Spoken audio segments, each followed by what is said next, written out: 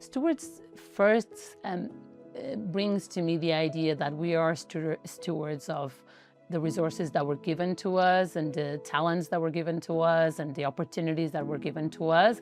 And that has definitely been a mindset that we've had at Kua Ventures since day one, of ensuring that we're good stewards of not just the financial resources, but also the talent that was given to us.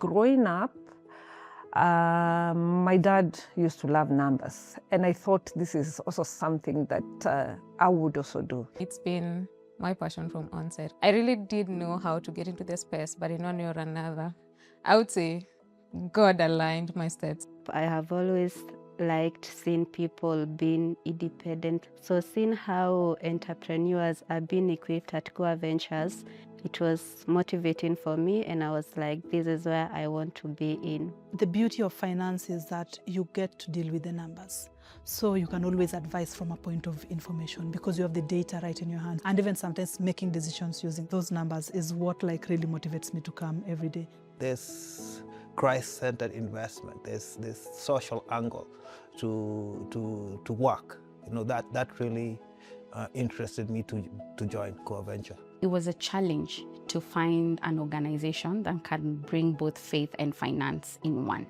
And until I found Kua Ventures that was able to do that for me and with me. I had always wanted to work in a church environment or in a faith environment where I just needed to know what is it about faith and work. I tend to say that God ordered my steps into Kua. What really interested me to work with Kua Ventures is the integration between our finance and faith, and just knowing that investing is part of serving God.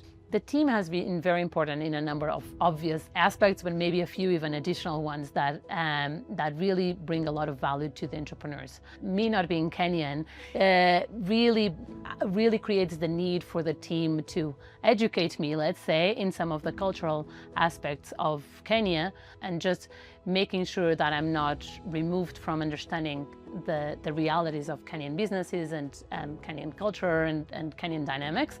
Having a culture where people like to work with each other, people are always kind of challenging each other to do better and to do a better job and to do it with excellence, but also having fun and just being free and not feeling that there is this huge hierarchy where you can't say anything, where you can't speak up, has really allowed for people to thrive in their own roles. It is good to be authentic even with the people that you're working with, and I have found it here.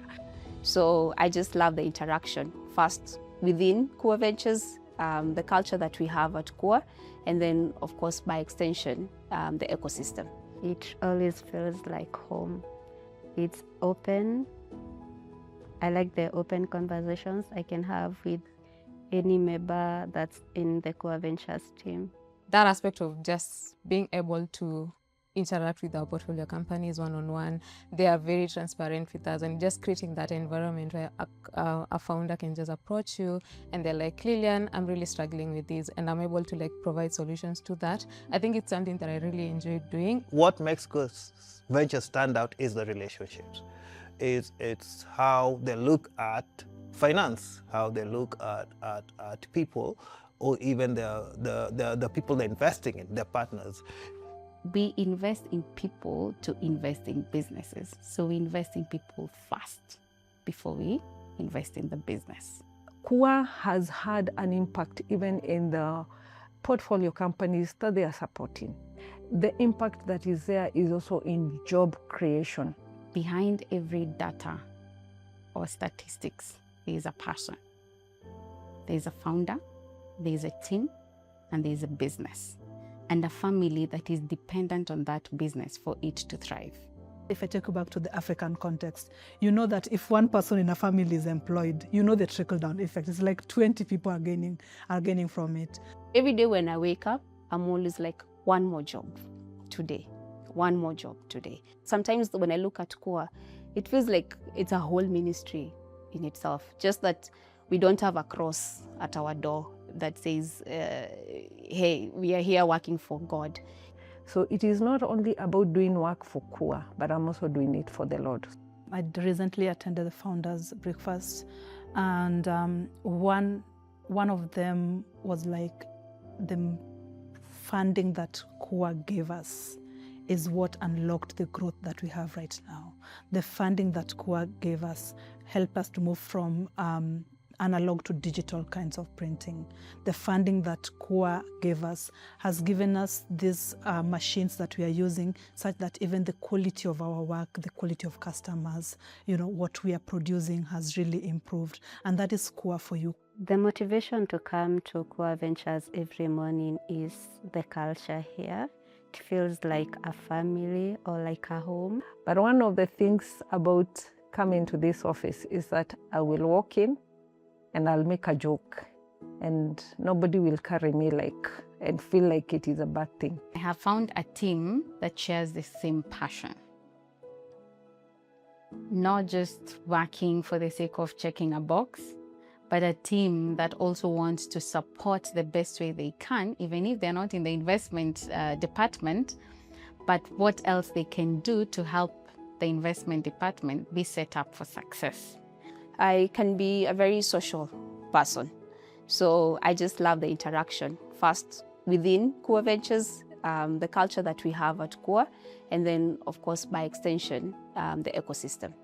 Most of the challenges that we're facing out here is just realizing that we have businesses that are not ready for funding. They are raising funds, but they're not ready for funding. There are so many challenges in any aspect of life, but as you work in this institution, you also learn how to be patient with people. When there's a situation, again, back to the portfolio, is that we want to be the angels that save the day.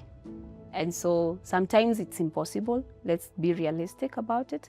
But it can be also challenging trying to navigate into finding solutions. The thing is to identify the challenge, help them understand the challenge, and try to find a solution together. And let them lead in solving the problem. The biggest challenge is the Christianity aspect. I've met people asking, so as a Christian, so you will walk with me, you will force me to devotions.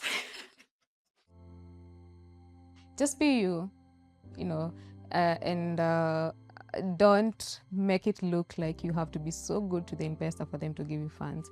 Because I think for us, it's more of authenticity and looking at it from an angle of we supporting you from the funds angle, but also trying to see an impact at the end of it. So just being open-minded, be receptive of the challenge or of the concerns that the investors raise, and just be willing to work on them for you to move your business from one level to another. Employees and the enterprise itself starts with you as the entrepreneurs. And also as the entrepreneur, you're the one who's trickling down the culture. So people look at what you do more than what you say. And yet there's a human behind it. There's a time you want to crash.